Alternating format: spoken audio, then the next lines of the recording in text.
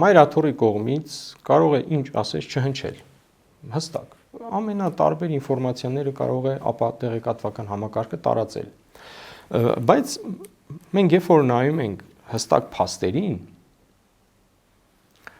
նրանք չեն կարողանում, կաթողիկոս չի կարողանում իր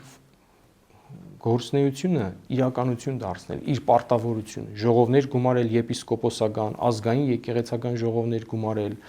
սա է նրա պարտավորությունը, եւ նա չի կարողանում անել։ Հավանաբար նա ունի մտավախություններ, հավանաբար ունի որոշակի մտավախություններ, որ ինչ որ անի իր դեմ կաշխատի,